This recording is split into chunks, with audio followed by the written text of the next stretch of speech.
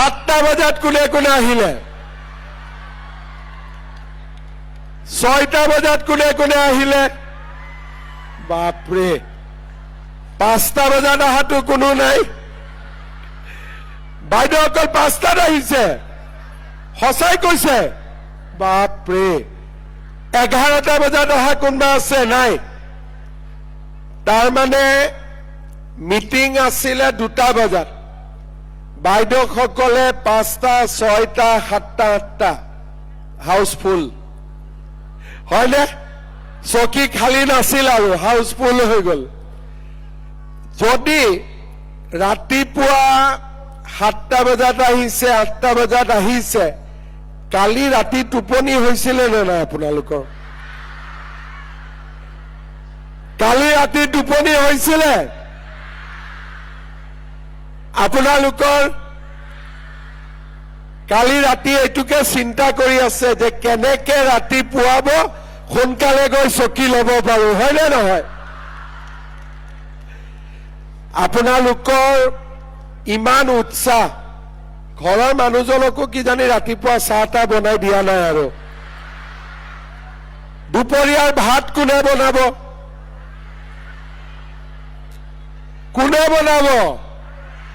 নাজানো এটা মই ৰিকুৱেষ্ট কৰো আপোনালোকে ৰাতিপুৱাৰ চাহু মানুহজনক নোখোৱালে দুপৰীয়াৰ ভাতো নোখোৱালে এতিয়া বেয়াটো মুখহে পাব গতিকে ৰাতি গৈ পেলাই আজিৰ ভাতটো ভাল কৰি বনাই খুৱাব গৰম গৰম হ'ব ৰাতিৰ ভাতটো ধুনীয়াকৈ বনাই খুৱাব হ'বনে নহ'ব ঠিক আছে অন্তত মোক ইমান বেয়া নাপাব আৰু নহলে আজি আমাৰ এই উদ্যমিতা অভিযানৰ সোণাৰী সমষ্টিত পুঁজি বিতৰণত উপস্থিত সন্মানীয় মন্ত্ৰী যোগেন মহান ডাঙৰীয়া সোণাৰী সমষ্টিৰ সন্মানীয় বিধায়ক ধৰ্মেশ্বৰ কোঁৱৰ ডাঙৰীয়া প্ৰাক্তন সাংসদ তপন গগৈ ডাঙৰীয়া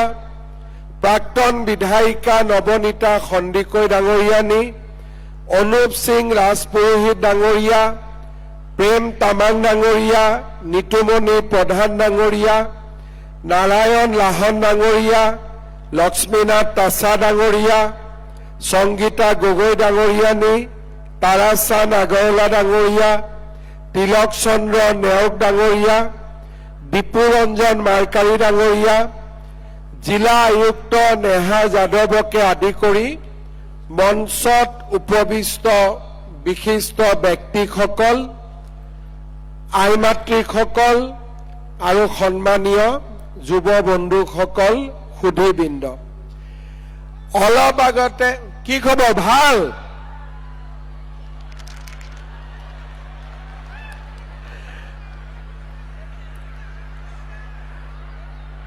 অলপ আগতে ৰাতিপুৱা মই শিৱসাগৰত আছিলো আৰু শিৱসাগৰত মহিলা উদ্যমিতা অভিযানৰ পুঁজি বিতৰণ কৰিছিলো আজি এতিয়া আমি সোণাৰী সমষ্টিত পুঁজি বিতৰণ কৰিম অহাকালি মই নাজিৰালৈ আহিম আজিৰ সভাখন হল আমাৰ 107 নম্বৰ সভা তাৰ মানে অসমত 126টা বিধানসভা সমষ্টি আছে আমি এটা এটাকৈ সকলোতে গৈ পুঁজি বিতৰণ কৰিছিলো আৰু আজি আমি 107 নম্বৰ সমষ্টিত আহি উপস্থিত হৈছো তাৰ মানে আজিৰ সভাখনৰ পিছত মাত্ৰ 19টা সমষ্টি থাকি যাব আৰু এই সমষ্টি কেইটাও আমি অহা 4 দিন 5 দিনৰ ভিতৰত বিতৰণ কৰিলে উদ্যমিতা অভিযানৰ এটা ডাঙৰ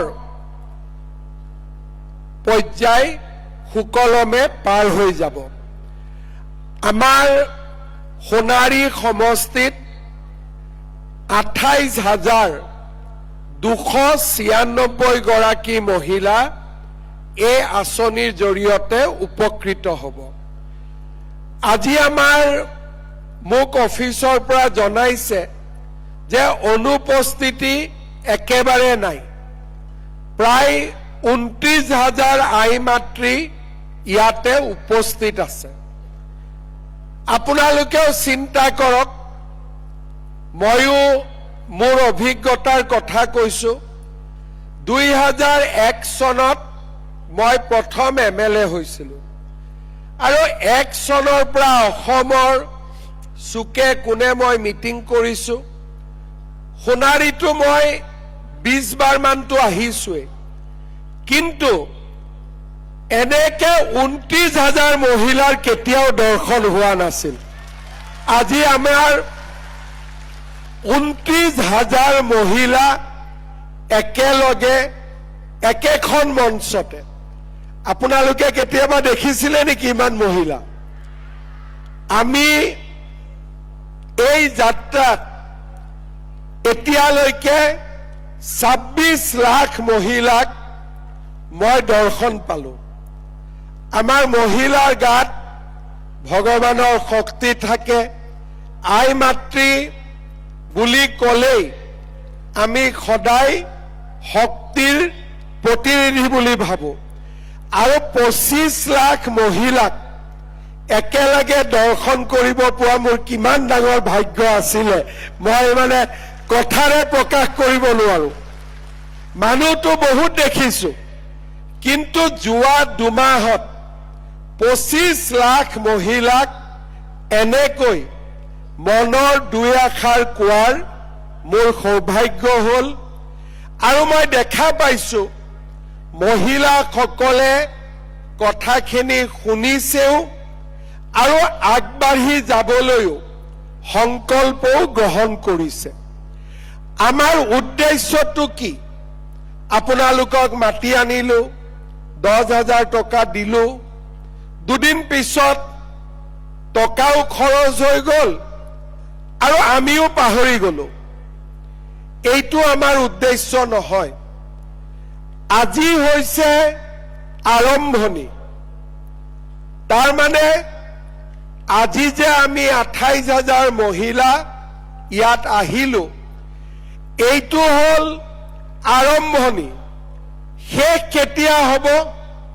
শেষ তেতিয়া হ'ব যেতিয়া আপোনালোক সকলোৱে লাখপতি বাইদেউ হ'ব পাৰিব। তাৰমানে মোৰ উদ্দেশ্য কি? মোৰ উদ্দেশ্য হ'ল আজি যিসকল মহিলাই 10,000 টকাকৈ লাভ কৰিব, তেওঁলোকক আমি আগবঢ়াই লৈ গৈ থাকিম। আমি আপোনালোকক প্ৰশিক্ষণ দিম, আমি আপোনালোকক বজাৰ দিম, আমি আপোনালোকক টকা দিম, পুঁজি দিম, আৰু আমি আপোনালোকক আগবঢ়াই লৈ গৈ থাকিম। আমাৰ অনুৰোধটো কি হ'ব? আজি আপোনালোকে চিন্তা কৰক, 32 লাখ মহিলাক 10,000 টকা দিওঁতে আমাৰ কিমান যাব? 3,200 কোটি টকা। অলপ আগতে মোক শিৱসাগৰত এজন সাংবাদিকে সুধিছিল যে এই টকাখিনি পানীত নপৰিব নেকি? মই তেওঁলোকক কৈছিলো, মহিলাৰ হাতত যদি আমি টকা দিওঁ আৰু মহিলাসকলক যদি আমি বুজাই দিওঁ এই টকা কেতিয়াও পানীত নপৰে, মহিলাসকলৰ ওপৰত মোৰ বিশ্বাস আছে। আজি আপোনালোকে অকণমান ভাবি চাওক, আমাৰ সমাজত 50% মহিলা আছে, 50% পুৰুষ আছে। আগতে কি আছিলে? পুৰুষে কাম কৰে, মহিলাসকলে ঘৰৰ কাম চোৱা চিতা কৰে। তাৰ মানে সমাজত 100 জনৰ 50 জনেহে কাম কৰে, বাকী 50 গৰাকী ঘৰৰ ভিতৰতে থাকে।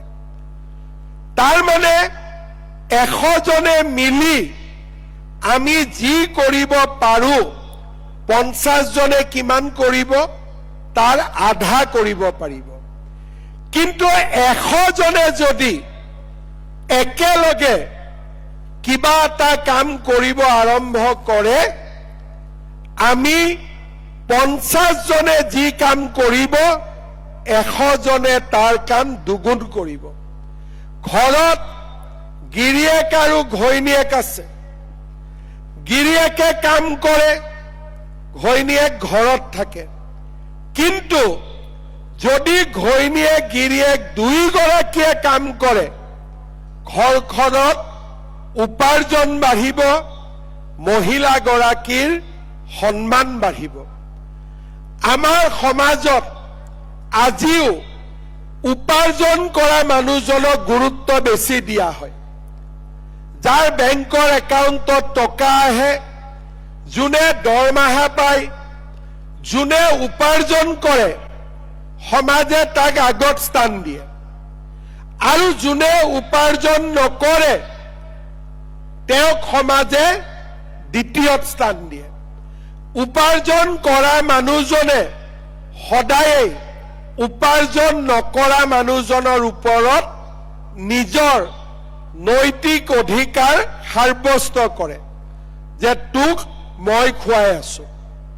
কিন্তু যদি আমি ক'ব পাৰো যে ঘৰখন চলোৱাত মোৰো এটা ভূমিকা আছে, তেতিয়া যিজন মানুহে ভাবে মই উপাৰ্জন কৰি আছো, সেই মানুহজনে ভাবিব যে মই অকলে উপাৰ্জন কৰা নাই, মোৰ ঘৰৰ মানুহজনীয়েও চেষ্টা কৰিছে। তেতিয়া ঘৰৰ পৰিৱেশ পৰিৱৰ্তন হয়, নাৰী সবলীকৰণ হয়, সমাজখন আগবাঢ়ি যায়। আজি আমাৰ অসমত 36 লাখ মহিলা আত্মসহায়ক গোটৰ লগত জড়িত হৈ আছে। এই গোটবিলাক যেতিয়া গঠন হ'ল, মহিলাসকলে প্ৰথমবাৰ ঘৰৰ বাহিৰত ওলাব আৰম্ভ কৰিলে। সৰু সৰু ব্যৱসায় হাতত ল'লে, কোনোবাই গামোচা বনাইছে, কোনোবাই পিঠা পনা বনাইছে, কোনোবাই আচাৰ বনাইছে, কিবা কিবি সৰু সুৰা কাম আৰম্ভ কৰিলে। চাওঁতে চাওঁতে 8 লাখ মহিলা লাখপতি বাইদেউ হ'ল। 36 লাখ মহিলাৰ 8 লাখ মহিলাই এতিয়া বছৰত 1 লাখ টকাতকৈ বেছি উপাৰ্জন কৰে। সাধাৰণ কথা নহয়। আজি অসমত 36 লাখ আত্মসহায়ক গোটৰ সদস্যাৰ ভিতৰত 8 লাখ মহিলাই 1 লাখ টকাতকৈ বেছি উপাৰ্জন কৰে। কিমান ডাঙৰ কথা আপোনালোকে চিন্তা কৰক। আমাৰ অসমত কিমান ডাঙৰ পৰিৱৰ্তন হৈছে। সোণাৰী সমষ্টিত আপোনালোকে জানি ভাল পাব যে এই 28,000 মহিলাৰ 6,000 মহিলা ইতিমধ্যে লাখপতি বাইদেউ হ'ব পাৰিছে। কিমান ডাঙৰ কথা চিন্তা কৰক যে 6,000 মহিলা লাখপতি বাইদেউ হৈছে। কোনোবাই ভাবিব পাৰে যে মুখ্যমন্ত্ৰীয়ে এনেই কৈছে। মই ডিচিক কৈছিলো মোক 20 গৰাকী মহিলাৰ নাম দিয়ক যোন লাখপতি বাইদেউ হ'ব পাৰিছে। 6,000ৰ নামটো মই ল'ব নোৱাৰো। 20 গৰাকীৰ নাম মই ডিচিক সুধিছিলো। ডিচিয়ে মোক ক'লে ভজু গাঁৱৰ এলিনা বেগম, 1 নম্বৰ চৰাইপুং গাঁৱৰ হেমপ্ৰভা গগৈ, কঠীয়াখুন্দা গাঁৱৰ প্ৰতিভা বৰা, পইতাঘাট গাঁৱৰ আলমণি ওৰাং, ৰোহন পথাৰ গাঁৱৰ মন্দিৰা বৰুৱা, বুঢ়াতলি চাহ বাগিচাৰ অমাকা গৌৰ, ভুজু গাঁৱৰ দুলুমণি গগৈ, ৰাইডঙীয়া নকছাৰী গাঁৱৰ অকণি ভুই, নাফুক চাহ বাগিচাৰ নিৰ্মলা ঠাকুৰ, আচিনিবিল নেপালী গাঁৱৰ মনমায়া ৰায়, 1 নম্বৰ চুমদাৰ গাঁৱৰ দিব্যতীৰ্কী কেৰকেটা, মৰাণ হাবি গাঁৱৰ দীপালী শইকীয়া, টাউকাক চাহ বাগিচা সংগীতা জালজু, ৰোহন পথাৰৰ মঞ্জু চৰেন,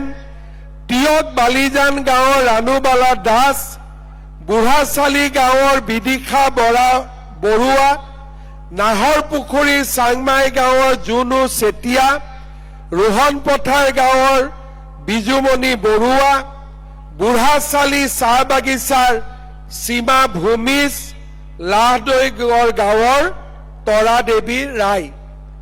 এই মহিলাবিলাক কোন? আমাৰ সোণাৰী সমষ্টি। মই নাম ললো কিমানৰ? 20 গৰাকীৰ। এনেকুৱা মহিলা কিমান আছে? 6000। যদি চৰকাৰে আপোনালোকক সহায় কৰে, চৰকাৰে পুঁজি দিয়ে, চৰকাৰে ট্ৰেইনিং দিয়ে, চৰকাৰে বজাৰ দিয়ে, আপোনালোকো লাখপতি বাইদেউ হ'ব পাৰিব। আজি যে ইয়াত আমি আহি গোট খাইছো, কিয় গোট খাইছো? যে আপোনালোকক লাখপতি বাইদেউ হোৱাৰ এটা ৰাস্তা দেখুৱাবৰ কাৰণে। আজি চৰকাৰে আপোনালোকক 10,000 টকাৰ এখন চেক দিব। চেকখন বেংকত জমা দিলে আমাৰ বেংকৰ একাউণ্টত 10,000 টকা জমা হ'ব। কিছুমান মহিলাই আকৌ চেকখন বেংকত জমা নিদিয়ে, টেবুলত থৈ দিয়ে, বোলে চেকখন চাই ভাল লাগে সেইকাৰণে জমা নিদিয়ে। কেইদিনমান আগতে টেবুলত চেকখন থৈ দিওঁতে এগৰাকী মহিলাৰ চেক নিগনিয়ে কাটি দিলে। ফেচবুকত বাইদেউজনীয়ে কান্দি আছে যে মামাক খবৰ দিব লাগে, মোৰ চেকখন নিগনিয়ে খাই দিলে। তেতিয়া মই কলো, বাইদেউ চেকখন কিয় ৰাখি থৈছিলে? বোলে বেংকত দিব খোজা নাছিলো, নিজৰ নামটো আছে চাই ভাল লাগে, ৰাখি থৈ দিছিলো। যি নহওক, আপোনালোকে চেকখন বেংকত দিব, টকাটো আপোনালোকৰ একাউণ্টত আহিব। এতিয়া আমি টকাটো কেনেকে খৰচ কৰিম? আপোনালোকে ফৰ্ম ফিল আপ কৰোঁতে কোনোবাই লিখিছে গাহৰি পালন, কোনোবাই লিখিছে ছাগলী পালন, কোনোবাই লিখিছে দুগ্ধ উৎপাদন। এনেকে আপোনালোকে গাহৰি, কুকুৰা, ছাগলী, লেয়াৰ মুৰ্গী, হাঁহ এনেকে আপোনালোকে ফৰ্মত লিখিছে। মই 3টা ৰাস্তা আপোনালোকক দিম। প্ৰথম 10,000 টকাটো আমি পালো। আমাৰ গ্ৰুপত 10 গৰাকী মহিলা আছে। 10,000 যদি আমি গোটৰ একাউণ্টত জমা দিওঁ, আমাৰ 1 লাখ টকা হ'ব। 25,000 কৰি 4 গৰাকীক লোন দিলো, তেওঁ কাম কৰিলে, সুদ ঘূৰাই দিলে। নহলে 10 গৰাকীয়ে একেলগে আমি কিবা এটা কাম হাতত ললো। বহুতো মহিলাই ভাবিব যে আমি গোটত নিদিওঁ, নালাগে। কি কৰিব? 10,000 টকাটো লৈ আপোনালোকে নিজে কিবা এটা কৰক। গাহৰি পোহক, ছাগলী পোহক, হাঁহ কুকুৰা পালন কৰক, চিলাই মেচিন, মৌ-মাখি পালন কৰক, গাঁৱত সৰু দোকান এখন দিয়ক। যেনেকে ভাল দেখে আপোনালোকে 10,000 টকাটো ব্যৱহাৰ কৰক। 3 নম্বৰ, কিছুমান মহিলাই ক'ব যে মোৰটো ভয় লাগে টকাটো যদি নোহোৱা হৈ যায়।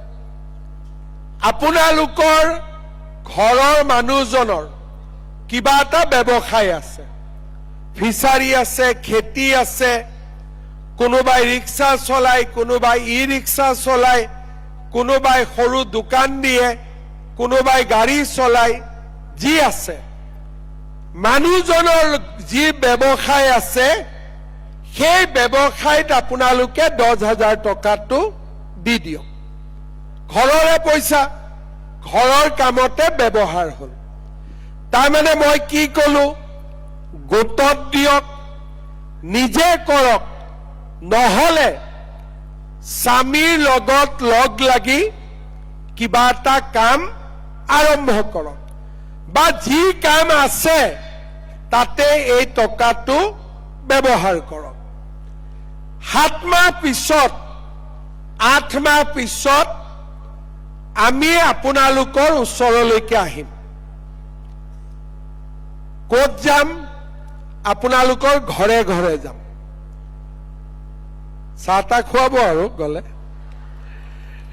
ঘৰত গৈ আমি আপোনালোকক সুধিম যে বাইদেউ 10,000 টকাটো পাইছিলে নে? বোলে পাইছিলো। বোলে কি কৰিলে? পুৰণা মোবাইলটো বেয়া হ'ল, নতুন মোবাইল এটা কিনিলো। কি কৰিলে?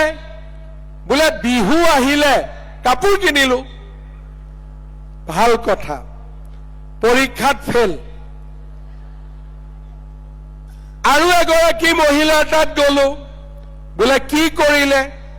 বোলে আমি 10 জনীয়ে লগ লাগি গ্ৰুপৰ জৰিয়তে টকাটো খৰচ কৰি আছো। পৰীক্ষাত পাছ। বাইদেউ কি কৰিলে? বোলে আমাৰ টকাটো দি মই গাহৰি কিনিলো, লেয়াৰ কৰিলো, মই ব্যৱসায়ত টকাটো বিনিয়োগ কৰিলো। পৰীক্ষাত পাছ। তাৰ পিছত বাইদেউ কি কৰিলে? বোলে মোৰ মানুহজনৰ বজাৰত দোকান এখন আছে, তাতে 10,000 টকাটো দিলো, এতিয়া দোকানখন ভাল কৰি চলিছে। পৰীক্ষাত পাছ। ফেল বিলাকক নামাতো, পাছ কৰা বিলাকক আকৌ মাতিম ইয়াতে, আৰু এইবাৰ আপোনালোকক আমি 25,000 টকাকৈ দিম। ভাল হবনে বেয়া হব? অলপ লাহেকৈ কৈছে, বেয়া হব নেকি? ভাল হবনে বেয়া হব? এতিয়া মোক কওক, 25,000 লব পৰা ইয়াত মহিলা কোন কোন আছে? হাত ডাঙক। চবে হাত ডালি দিলে এখন। চবে পাছ কৰিব? ঠিক আছে, এবছৰৰহে কথা, মইতো গমেই পাম পাছ কৰিব নে নাই। পাছ কৰিবতো? ঠিক আছে। যেতিয়া আমি 25,000 টকা দিম তৃতীয় বছৰত, ভালকৈ শুনিব, 10,000 দিলো প্ৰথম বছৰ, দ্বিতীয় বছৰ দিলো 25। তৃতীয় বছৰত আমি আপোনালোকৰ ঘৰত আকৌ আহিম। বাইদেউ 10,000 পালে? বোলে পালো। বোলে 25 পালে? বোলে পালো। কিমান হল? 35,000। কি কৰিলে? বোলে যিটো ব্যৱসায় আৰম্ভ কৰিছিলো তাতে এতিয়া আমি 25,000টো লগাই দিলো, আমাৰ ব্যৱসায়টো এতিয়া ভাল হৈছে। তেতিয়া আমি আপোনালোকক তৃতীয়বাৰৰ বাবে আকৌ মাতিম। ৰাতিপুৱা 5টাতে আহিব সেইবাৰ, কাৰণ তৃতীয়বাৰ আমি আপোনালোকক সকলোকে 50,000 টকাকৈ আমি আপোনালোকক দিম। 10,000 লব যদি 6টা বজাত আহিছে, 25,000 লব 5টাত আহিব লাগিব। 50,000 লব কেইটাত আহিব লাগিব? 4টা বজাতে আহিব লাগিব। হব? এতিয়া 10, 25 আৰু 50 আপোনালোকে যদি ভাল কৰি খৰচ কৰে, অন্তত 28,000ৰ ভিতৰত 15,000 মহিলা লাখপতি বাইদেউ হৈ যাব। হবনে নহব? সেই কাৰণে এই আঁচনিখন কেৱল মাত্ৰ 10,000ৰ আঁচনি নহয়, আপোনালোকক লাখপতি বাইদেউ বনাবৰ কাৰণে এই আঁচনিখন আমি নিৰ্মাণ কৰিছো। গৰম লাগে অলপ, ভাল কৰি জাপি থবি হা। ধৰ্মেশ্বৰ কোঁৱৰে দিছে, ভাল কৰি ৰাখ।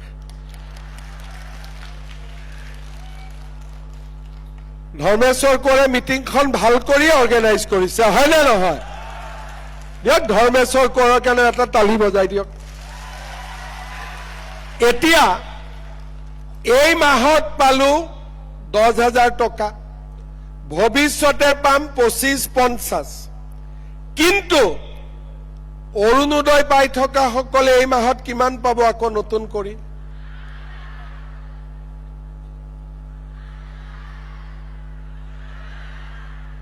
এই 8,000টো আপোনালোকে ক'ত শুনিলে? মই য'তে যাওঁ মোক কয় 8,000, মোৰতো টেনচন লাগি যায় যে 10,000 দি উঠিলে আৰু 8,000 দিব লাগিব। আচ্ছা, কোনে কোনে অৰুণোদয় পাইছে হাত দাঙক। আচ্ছা, এটা পৰিয়ালত আমি এটা অৰুণোদয় দিওঁ, চাকৰি কৰা পৰিয়ালত অৰুণোদয় নাপায়। যাৰ পৰিয়ালত এটাও অৰুণোদয় পোৱা নাই হাত দাঙক, গেলাৰীত হাত দাঙক। ঠিক আছে, আজি মই নতুন কৰি ধৰ্মেশ্বৰ কোঁৱৰৰ হাতত আৰু 2,000 মই অৰুণোদয় দি থৈ যাম,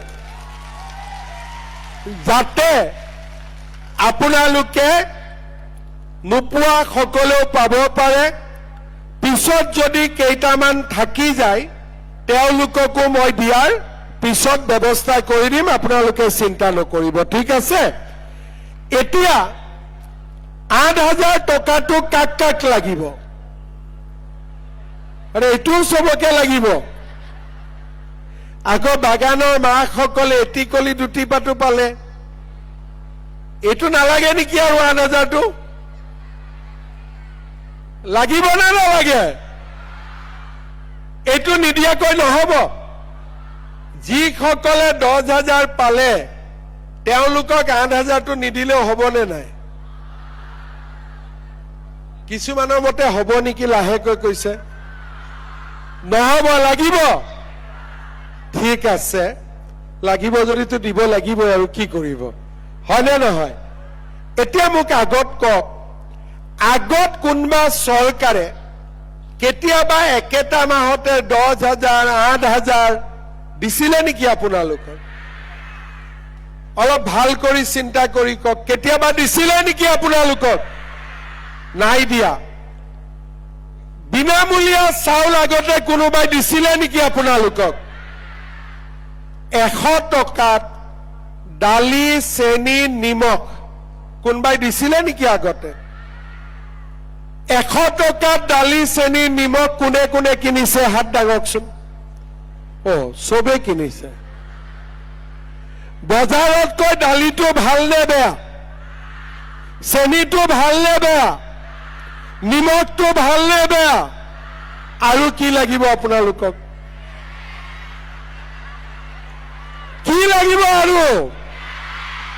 মই ঠিকে শুনিছো নে মিঠাতেল বুলি কৈ আছে? হয়। আচ্ছা, যদি আপোনালোকক মিঠাতেল লাগে 1 লিটাৰ লাগিব না আধা লিটাৰ? 1 লিটাৰ? বাপৰে। ঠিক আছে, মইতো মনতে বিচাৰো চাউলো বিনামূলীয়া হ'ব লাগে, চেনি, নিমখ, দালি, মিঠাতেলো বিনামূলীয়াই হ'ব লাগে, 100 টকাটো উঠি যাব লাগে।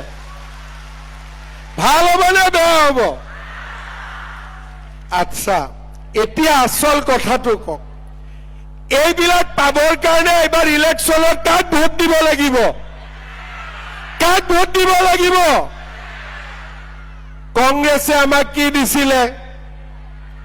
কি দিছিলে? কংগ্ৰেছে আমাক দিছিলে লুঙি ধুতি সূতা কম্বল আঁঠুৱা হয়নে আকৌ লুঙি ধুতি সূতা কম্বল পাবৰ কাৰণেও কংগ্ৰেছত আকৌ 2 পইচা দিবই লাগিছিলে এতিয়াতো একো নালাগে মাটি আনিলো চেক দিলো আকৌ 20 তাৰিখে 8,000 টকা পুতুং কৰি বেংকৰ একাউণ্টত সোমাই যাব মাজত কোনো মানুহ নাথাকে তাতে টিপিলো ইয়াত সোমাই গল ঝামেলা শেষ হয়নে এতিয়া আপোনালোকে কক যদি অসমত বিজেপিৰ চৰকাৰ নাহিলেহেঁতেন এনেকে আপোনালোকে 10,000 টকা পালেহেঁতেন নেকি কক মনৰ পৰা কক জোৰ কৰে নাই মই অৰুণোদয় আঁচনি আহিলেহেঁতেন নেকি এনেকে দালি চেনি নিমখ পালেহেঁতেন নেকি ছোৱালীবিলাকে নিযুত মইনা পালেহেঁতেন নেকি 1.5 লাখ ল'ৰা ছোৱালীয়ে 1 টকাও ঘোষ নিদিয়াকৈ চৰকাৰী চাকৰি পালেহেঁতেন নেকি কেতিয়াও নাপালেহেঁতেন কংগ্ৰেছে ভাবিছিল যে অসমীয়া মানুহ ধুতিৰ যোগ্য লুঙিৰ যোগ্য ইমানেই কিন্তু আজি আমাৰ চৰকাৰখনে ল'ৰা ছোৱালীক চাকৰি দিছে ল'ৰা ছোৱালীক নিযুত মইনা দিছে এই মাহতে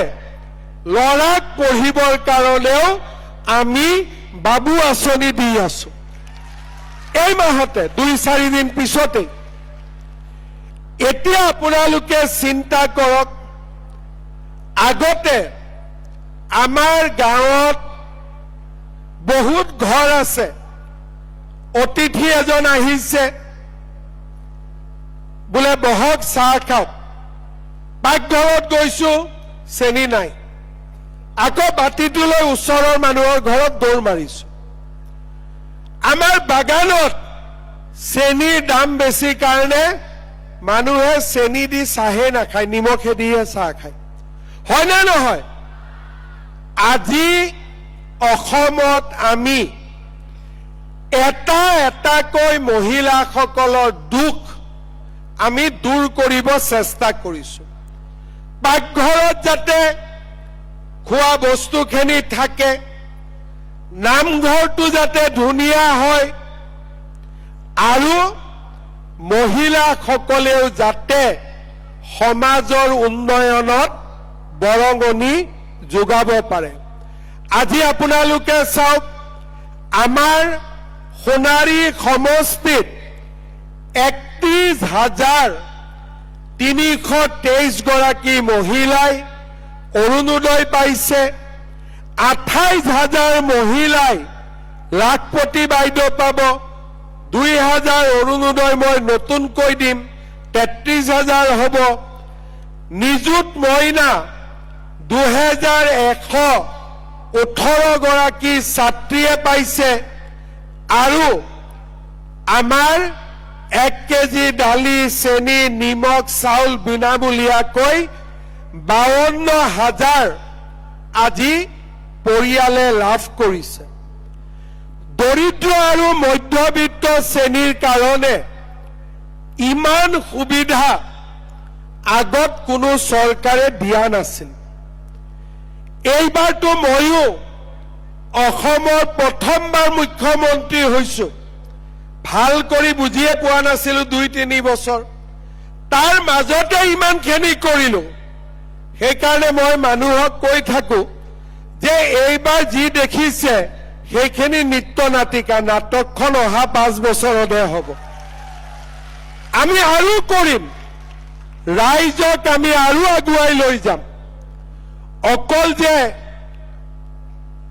দৰিদ্ৰ আৰু মধ্যবিত্ত সমাজৰ কাৰণে আমি কাম কৰিছো তেনেকুৱাও নহয় আপোনালোকে চাওক সোণাৰী মামৰা শিৱসাগৰ জিলাত আছিল বিজেপি চৰকাৰে চৰাইদেউ জিলা নিৰ্মাণ কৰিলে বেলেগ কোনেও কৰা নাছিল বিজেপি চৰকাৰে কৰিলে বিজেপি চৰকাৰৰ দিনত চৰাইদেউ মৈদামে বিশ্ব ঐতিহ্যৰ স্বীকৃতি পালে আৰু আজি চৰাইদেউ মেডিকেল কলেজৰো নিৰ্মাণ প্ৰায় শেষ পৰ্যায়ত আহি উপনীত হৈছে।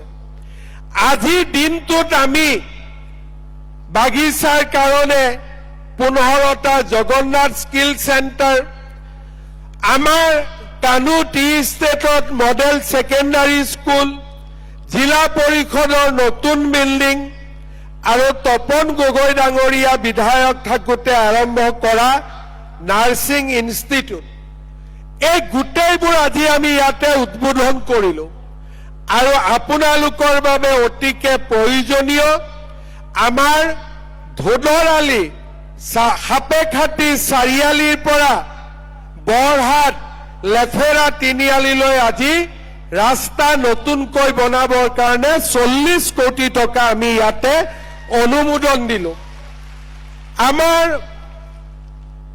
ৰংচুৱাল চাংমাই গাঁৱৰ আজি দিচাং নদীৰ ওপৰত মথাউৰি আৰু কেইবাখনো নতুন হাইস্কুলক 5 কোটিৰ পৰা 7 কোটি টকালৈ দি তাৰ উন্নয়নৰ ব্যৱস্থা আমাৰ ৰাজ্যত আগতে কেতিয়াও ইমান ডাঙৰ কাম হোৱা নাছিল। যোৱা বিধানসভাত আমাৰ ধৰ্মেশ্বৰ কোঁৱৰ ডাঙৰীয়াও আছিলে। যোৱা বিধানসভাত আমি চুকাফা বিশ্ববিদ্যালয় গঠনৰো প্ৰস্তাৱ আমি পাৰিত কৰিছোঁ। মই তেখেতসকলক কৈছোঁ যে চৰাইদেউ জিলাত মোক মাটি দিয়ক, চৰাইদেউ জিলাতে আমি বিশ্ববিদ্যালয় স্থাপন কৰিম। ডিচিয়ে মাটি বিচৰা আৰম্ভ কৰি আছে। মেডিকেল কলেজ, ইউনিভাৰ্চিটি, বিশ্ব ঐতিহ্য ক্ষেত্ৰ, আজি আমাৰ অবিভক্ত শিৱসাগৰ জিলাত শিৱসাগৰ বিশ্ববিদ্যালয়, ৰংঘৰৰ সৌন্দৰ্যকৰণ, অসম মালাৰ কেইবাটাও ৰাস্তা আৰু আপোনালোকৰ ওচৰৰে নামৰূপত সিদিনাখন প্ৰধানমন্ত্ৰী ডাঙৰীয়া আহি গ'ল, এমনিয়া ইউৰিয়া 10,000 কোটি টকাৰে নতুন ফেক্টৰী স্থাপন হ'ব। এই কামবিলাক আমাৰ অসমত কেতিয়াও আগতে হোৱা নাছিল। এই উন্নয়ন আৰু বিকাশৰ দুৰন্ত গতিক আমি ধৰি ৰাখিব লাগিব। মহিলা সবলীকৰণৰ কাৰণে আমাৰ যি আঁচনি, সেই আঁচনিবিলাকক আমি আৰু শক্তিশালী কৰিব লাগিব। অসমৰ মহিলা সমাজক আমি আৰু আগুৱাই লৈ যাব লাগিব। আজি এই আঁচনিবিলাকে আমাক যে অকল আৰ্থিক সহায় কৰিছে তেনেকুৱা নহয়, আমাৰ সন্মানো বঢ়াইছে। মহিলাসকলৰ আজি সমাজত সন্মান বৃদ্ধি হৈছে। অৰুণোদয় আহে 10 তাৰিখে, 8 তাৰিখৰ পৰা গিৰিয়েকে ঘৈণীয়েকক কয়, ঐ মোবাইলটো চাই থাকিবি দে, অৰুণোদয় আহিব। তাৰমানে যি মহিলা এদিন উপাৰ্জনত জড়িত নাছিলে, আজি অৰুণোদয় আঁচনিৰ কাৰণে ঘৰৰ পৰিয়ালটোৰ উপাৰ্জনত অলপ হলেও মহিলাসকলে বৰঙণি আগবঢ়াব পাৰিছে। মই আশা কৰিম আপোনালোকে এই কথাবোৰ বুজি পাব আৰু কংগ্ৰেছৰ লগত তুলনা কৰিব। হাতৰ ছবিত ভোট দিলে ঘৰত ধুতি আৰু লুঙি আহিব, আৰু পদুমৰ চকীত ভোট দিলে ঘৰত লক্ষ্মী সৰস্বতী আহিব। লক্ষ্মী মানে চৰকাৰী চাকৰি, অৰুণোদয়, মহিলা উদ্যমিতা, সৰস্বতী মানে নিযুত মইনা, নিচুত বাবু। কংগ্ৰেছ হল ধুতি লুঙি, আমি হলো লক্ষ্মী সৰস্বতী। এইটোৱে হৈছে পাৰ্থক্য। আৰু মই বিশ্বাস কৰোঁ আপোনালোকৰ আশীৰ্বাদত এনেকৈ সুন্দৰভাৱে আমি সমাজখনক আগুৱাই লৈ যাব পাৰিম। আজি আপোনালোকক ইমান ধুনীয়াকৈ নিমন্ত্ৰণ কৰি আনি মোক দুআষাৰ কথা ক'ব সুবিধা দিয়াৰ বাবে বিধায়ক ডাঙৰীয়াক মই ধন্যবাদ জনাইছো আৰু আমাৰ জিলা প্ৰশাসনকো মই ধন্যবাদ জনাইছো। শ্ৰদ্ধাৰ আই মাতৃসকল, মই ঘড়ী চাই আছো 3:30 বাজিছে। চেক লৈ ঘৰত যাওঁতে দেৰি হ'ব, গতিকে মই বেছি দীঘলীয়াকৈ নকওঁ। মই আপোনালোকক সোনকালে যাতে চেক কেইখন দিব পাৰো তাৰ বাবে এটা ব্যৱস্থা কৰি দিছো। আমাৰ ইয়াত গাঁও পঞ্চায়ত আছে 19খন আৰু 19খন গাঁও পঞ্চায়ততে আই মাতৃসকল বহি আছে। গোটৰ সভানেত্ৰীসকলে হাত দাঙকচোন। বঢ়িয়া। তাৰমানে গোটৰ সভানেত্ৰীসকলো গোটৰ সদস্যসকলৰ লগত একেলগে বহি আছে। আমাৰ ইয়াতে ভিঅ আছে 193টা। আমি কাউণ্টাৰ বনাইছো 10টা। 15-20 মিনিটৰ ভিতৰতে আমি ভিঅ বাইদেউসকলক চেক কেইখন দি দিম। ভিঅ বাইদেউসকলে চেক কেইখন লৈ আপোনালোকৰ মাজত আহিব আৰু গোটৰ সভানেত্ৰীসকলৰ হাতত 10খন চেক দি দিব আৰু গোটৰ সভানেত্ৰীসকলে ইয়াতেই আপোনালোকক চেক কেইখন দি দিব। ঘৰত চেক নল'ব। গাঁৱত গ'লে আকৌ চেকৰ কাৰণে কোনোবাই 200-300 টকা খুজিব। সেইকাৰণে ইয়াতেই চেক কেইখন লৈ যাব আৰু ঘৰলৈ ঘূৰি যাওঁতে ড্ৰাইভাৰক ক'ব গাড়ী লাহে লাহে চলা। আহোঁতেতো চিট নাপাওঁ বুলি সোনকালে চলা বুলি কৈছিলো, যাওঁতে গাড়ী লাহে লাহে চলাব আৰু ইলেকশ্যনৰ সময়ততো লগ পামেই। 25,000 টকা দিয়া দিনাখন এনেকে আকৌ লগ পাম। হ'ব? 25,000 টকা ল'বলৈ কোন কোন আহিব? সকলো আহিব।